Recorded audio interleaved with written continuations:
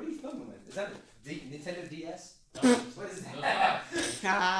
Furqat wants to do a 10-minute round. He thinks that a 10-minute round is how he's going to break me. I'm about to show him old man strength. I bet he quits. I bet I can make him quit. Not by hurting him, but I'll make him quit. I'm out working. Are you listening? Damn. Some of the most common questions we get are about conditioning, gas tank, and composure. First order of business, check this out. I'm going to pick the pace and intensity that I want. He thinks he's going to wear me out. Hey. Hey. If you let a younger, faster guy, which Furqat here is, pick the pace and intensity, he might pick one that you don't like or that you can't keep. Even if you're a counter fighter, you have to push the pace and dictate the action. You have to be the aggressor. If you want him to attack you so you can counter him, make him attack you through positioning and footwork. Now, full disclaimer, Furqat is my student, so I have his timing down and I have a good bit more experience than him. So I'm going to be doing some funny things here. Little quad kicker move there. But if I just tried to match wind with this guy or gas with this guy, he would outpace me easily. So I have to convince him that everything he does doesn't work. I'm also going to try some other experimental stuff here. Like, is this Wing Chun? I don't know. It feels like that's Wing Chun. I don't know because I've never trained it, but I think that's what it is. Now, I do take a pre-workout when I'm going to be doing a hard sparring round or I'm going to be hitting pads with my coach. But I don't take just any pre-workout. I'm going to recommend one in particular. And no, I don't get paid to say this, but I will put a link to it below. It's Optimum Nutrition Amino Energy. And it's just amino acids plus caffeine.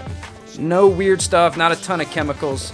So check out that link below if you're looking for a good, basic pre-workout with a lot of weird shit in it. He just did that little Jet Li kick check thing. That's going to come into play later. Pay attention to that. Now, I'm also going to not only change range, but I'm going to change my footwork a lot too. And that's to not just to get angles to attack, but also to keep him from feeling like he can attack. And he's going to hit me a bunch. He's hitting me. But the fact that I keep walking forward, if you asked him at the time, he'd probably tell you he didn't realize that he was hitting me as many times as he was. We're going to convince that guy that everything he's doing is not working. That's what composure is. It's not about not getting hit. It's just not coming off your game plan every time you get hit. I'm going to march him down and stay just outside of his effective range and really try to frustrate him and never give him a chance to breathe or to take turns. All right? I'm not going to take turns. I'm going to dictate what's happening, and I'm going to break the rhythm up. About breathing. You got to breathe on every strike. Every time you strike and every time you get striked, you got to breathe. And that's going to become really important, especially in the later rounds when people start throwing single big shots. Look, he's talking shit, and he's going to get me to reach. But you got to get in the pocket. Stay in the pocket. And remember to breathe. Stay balanced. Oh, and that's why you breathe. He wasn't expecting this. He probably didn't think he was going to get hit right here because it was at a weird time. But that hurt.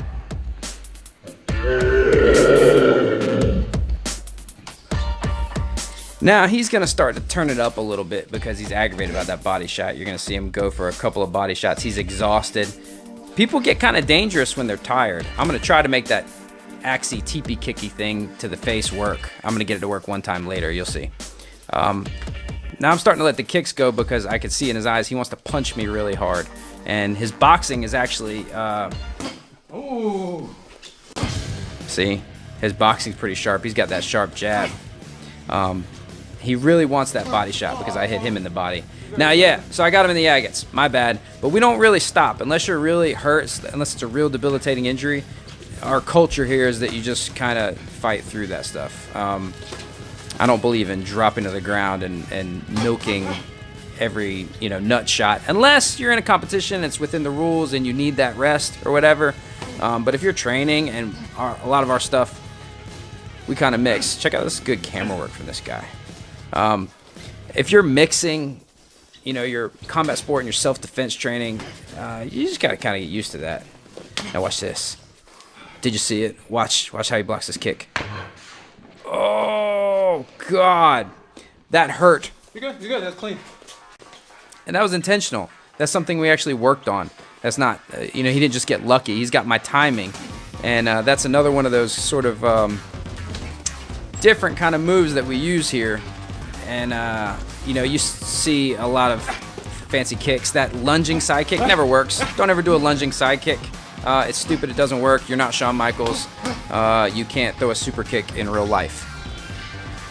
You gotta have the right range on your attacks if you want to be effective, and you don't want to waste energy. Little footwork like this, that can frustrate a person. That can convince him that he can't strike you, or make him feel off balance, or make him feel vulnerable. Now, Furqat has some mean straight punches, and if he would funnel me towards a boxing match, that would work out great for him.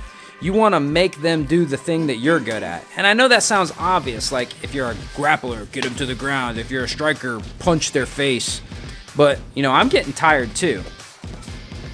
He doesn't think I am, though. He just knows that he's exhausted. Sometimes you get in your own mind and you just think about what's going on with you and forget the other guy's tired and hurt too. You've done punched and kicked him, and he's exhausted and he's nervous and everything else. But funnel them to your stuff. And yeah, if the other person's better at clinching, don't grab them. But if you're better at clinching, get to that clinch. And again, that does seem obvious, but sometimes people get frustrated and they fall for the old trick. You know, if you kick them, they'll kick you. If you grab them, they'll grab you. And they'll try to get the get back. It already happened with the body shot, and here again with the clinch. Just because someone's having some success with something doesn't mean you got to show them that you can do it too. Spin kicks are like that. You know, you'll throw a spin kick and the other guy will throw a spin kick back. You'll be like, I could do it too. And that second one always sucks. So just do your thing and make it work. Force them to fight your type of fight. See, if he could throw some more punches just like that, he'd be beating me up. Now, I'm going to let him out of the wall, out of the corner, which seems to be the opposite of what I was just saying about funneling him towards your strengths. But I also want my training to be productive. So I want to fight this younger, faster guy out in the open. I want to kickbox with him. I want to experiment. I want to try new things. I want my training to be valuable. So don't only do the things you're comfortable at, but your overall strategy should be designed towards funneling them to the things you're strong at. Also, yeah, we're still throwing some big stuff. We're still throwing some fancy stuff. Save some energy. Save some trickery for later in the round. You don't want to blow your wad earlier and do all your coolest stuff early on. You want to, as the round wears on, you want to still think, damn, this guy is still going. Now, Furqat's about to start getting dangerous because he's getting really tired. We talked about that earlier. And look, he just ducked his head and he got mad at himself. And from this point forward, he becomes possessed. He starts throwing really hard shots, really big single shots, punches and kicks.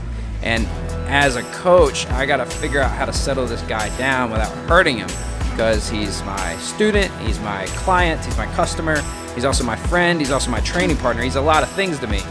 So there's a couple ways you can do this. The gym bro way is to beat the shit out of him, or beat the shit out of each other, really. And, you know, the other way is maybe I give him one hard shot to remind him. Or one of the last ways that I deal with this is by doing something playful or something funny to sort of break the tension. Like, I don't know, a really light teep kick, axe kick thingy to the face. I'm gonna try some leg kick trickery. We got videos on that. I'm gonna start trying to mix up the leg kick tricks, but look, he knows it. He knows everything. Look, I go, look, he knows that one. He knows that one. Look, he's blocking with the bottom of his foot.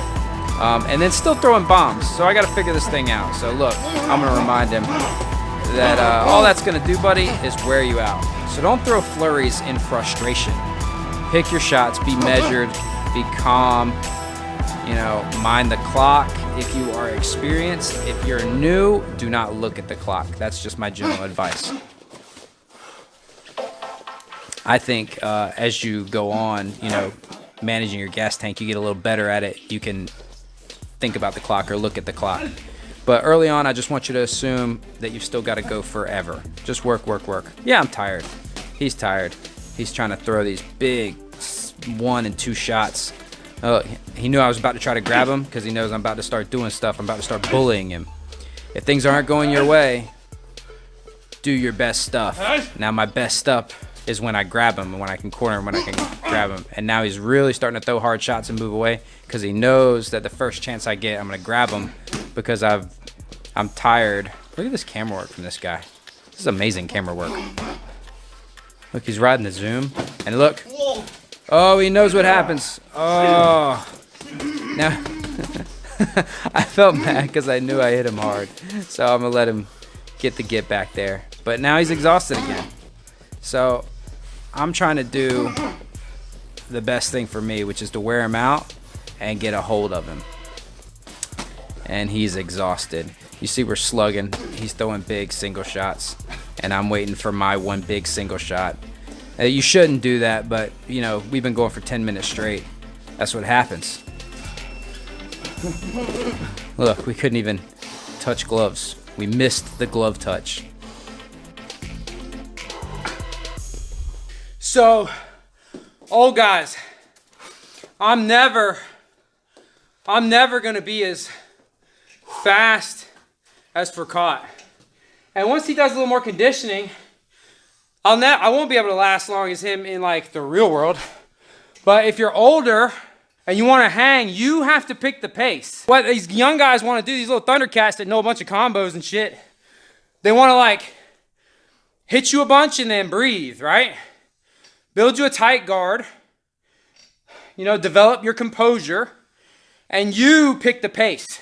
But if you're in your late 30s and you're sparring with guys around 20, the goal's not to win, like to beat them through superior skill and athleticism. Like, yeah, right, like it's not gonna happen. Move the goalposts. Make it your goal to survive, give them a good fight, train and get better, and stay uninjured and healthy.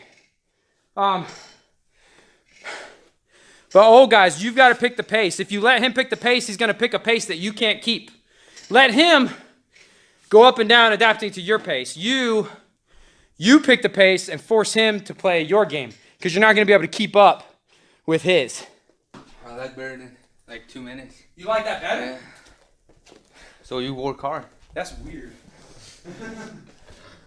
You have to take punches too sometimes. Yeah, true that. That's how you learn. Yo, 10 minutes is hard. Yeah, I saw that.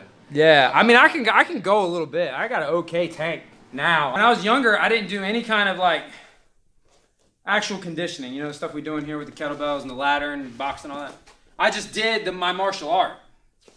But you can't, if you just do your martial art, like if you just do your boxing or you just do your karate or just do your whatever, that's going to put a limit. You're going to go as hard as you can currently go. If you do circuit training where it's a repetitive motion and pick a rep scheme in your mind or an amount of seconds to go or amount of minutes to go, you're going to go harder than you will. Because when I box with Furqat, I'm going to do shit like that I know how to do. I'm going to try to stay in the pocket and conserve my energy. When you do circuit training, you're not worried about getting punched so you can go harder.